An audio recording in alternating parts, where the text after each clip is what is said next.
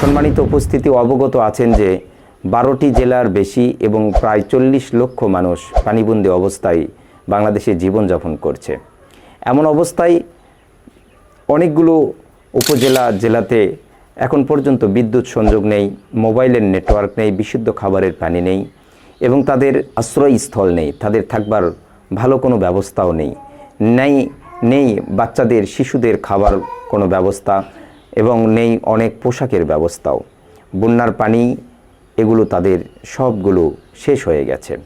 এমন অবস্থায় ভারত দাবি করতেছে যে বাঁধের পানি উপচে বন্যা হয়েছে, অথচ স্পষ্ট কথা হলো যে ত্রিপুরার গোমতী নদীর ডম্বুর বাঁধ 30 বছর পরে 1993 সালের পরে যেটা কখনোই খোলা হয়নি, হঠাৎ করে আগাম সতর্ক বার্তা না দিয়ে রাতের অন্ধকারে কেন খোলা হলো, এমন প্রশ্ন বাংলাদেশের লক্ষ কোটি মানুষের।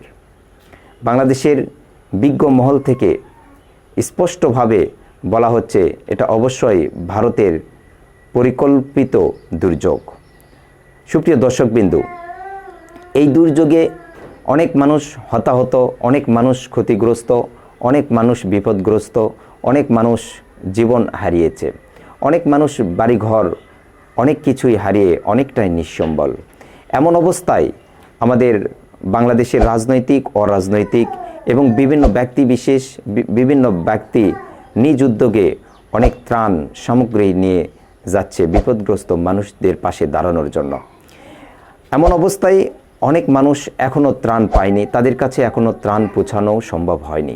এমন অবস্থায় আমাদের করণীয় হলো নিজ নিজ অবস্থান থেকে এইগুলো মানুষদের পাশে দাঁড়ানো, তাদেরকে ত্রাণ দেওয়া, তাদেরকে সাহায্য করা। কেননা হাদিস শরীফে রাসূলুল্লাহ সাল্লাল্লাহু আলাইহি ওয়াসাল্লাম বলেন, আল মুমিনুনা কারাজুলিন ওয়াহিদিন। রাসূল সাল্লাল্লাহু আলাইহি ওয়াসাল্লাম বলেন, দুনিয়ার সমস্ত মুমিন যেন একটা দেহের মতো।